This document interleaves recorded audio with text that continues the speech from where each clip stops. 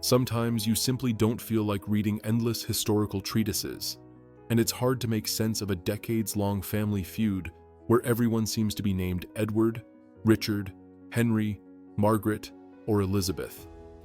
So let us help. In this video, we'll give you a clear and simple overview of the Wars of the Roses.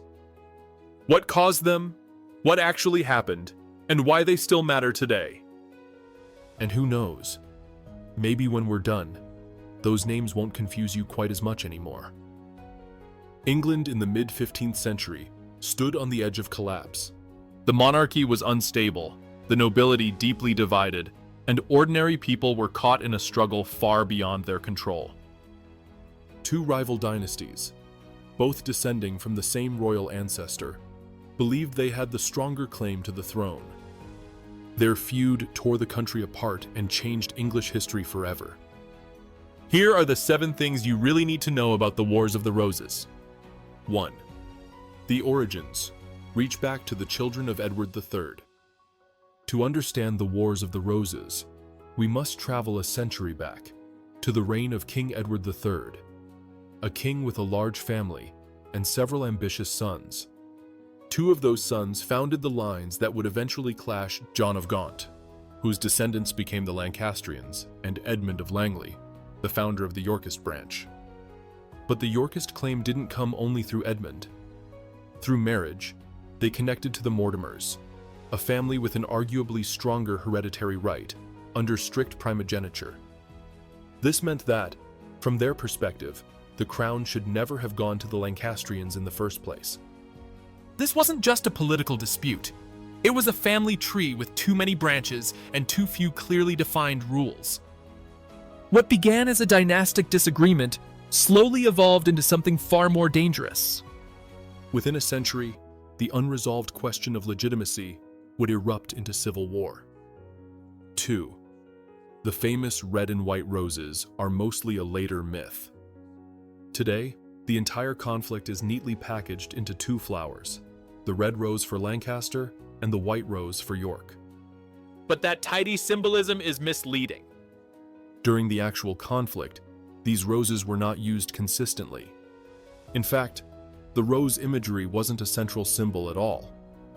Many Yorkist nobles preferred the sun and splendor, a brilliant gold sunburst associated with Edward IV. Richard III, the most famous Yorkist king, didn't use a rose. His personal emblem was a fierce white boar. The clean division of red versus white only became popular decades later, especially under the Tudors. They had every reason to simplify the narrative. 2 sides, 2 roses, one victorious dynasty uniting them. It's a reminder that history is often retrofitted with symbols that never existed at the time. 3. The wars weren't one continuous war. Many people imagine the Wars of the Roses as a non-stop, brutal conflict, 30 years of battles, sieges, and bloodshed. But reality is far more complicated. Between 1455 and 1487, there were long stretches of relative peace. Kings ruled for several years without major conflict. Nobles shifted alliances as quickly as the political winds changed. Some battles were decisive, others little more than skirmishes. At different points, Henry VI was deposed, restored, and then deposed again. Edward IV won the crown, lost it, fled the country, returned with a small force, and took it back. Power passed back and forth like a game of political tug-of-war.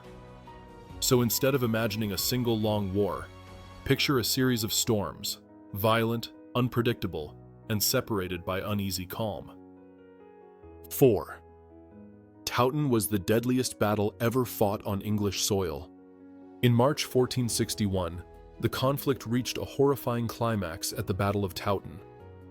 Fought in a snowstorm on freezing ground, it brought together an enormous number of troops. Some chroniclers claim nearly 80,000 men. The battle lasted for hours. The wind and snow blinded soldiers. Archers struggled to see their targets. Hand-to-hand combat dragged on across slopes and fields slick with mud and blood. When it ended, tens of thousands lay dead. It was one of the bloodiest days in English history. The Yorkists emerged victorious, and Edward IV secured his claim to the throne. Towton didn't end the conflict, but it fundamentally changed its momentum. 5. Richard III was not the villain of the entire story. When people think of the Wars of the Roses, Richard III often appears as the dark figure looming over the narrative. But that's a distorted picture. At the start of the conflict, Richard was just a child. He grew up during the turbulence, fought alongside his older brother Edward IV, and proved himself a capable commander. His controversial reputation, especially the image of him as a deformed tyrant, largely comes from Tudor-era propaganda. The Tudors needed to justify their takeover, and painting Richard as a villain served that purpose well. This doesn't mean Richard III was a saint. But he also wasn't the mustache-twirling arch-villain later popularized by Shakespeare. His role in the wars was far more nuanced than legend suggests. 6. Henry Tudor's claim to the throne was weak. Henry Tudor, who became Henry VII, is often treated as the rightful winner of the conflict, but his bloodline claim was extremely shaky. His right to the throne came through his mother, Margaret Beaufort, whose lineage had been legally restricted from inheriting the crown. Henry spent much of his youth in exile, relying on support from France and other foreign powers. When the final confrontation came, he didn't win because his claim was stronger. He won because he secured enough military backing to defeat Richard III at Bosworth Field. Henry Tudor became king not by heritage, but by victory. He built the beginning of the Tudor dynasty on political alliances, strategic marriages, and a powerful control of the narrative. 7. The wars didn't truly end in 1485. Many people think the conflict ended when Henry Tudor defeated Richard III in 1485. Henry Tudor wins, Richard III falls, the Tudors rise, a tidy ending. But rebellions continued. In 1487, Yorkist loyalists supported a pretender and launched one final uprising at the Battle of Stoke Field. Only after that defeat did the fighting truly end, and the Tudor dynasty was finally secure. The Wars of the Roses were far more than a medieval power struggle. They ended the Plantagenet era, brought the Tudors to the throne, and reshaped England's political future. By cutting through myth and focusing on the essential facts, the conflict becomes not just understandable, but genuinely fascinating. If you enjoyed this clear and simple breakdown of the Wars of the Roses, press like, subscribe, and check out our other history deep dives. There's always more to uncover behind the legends.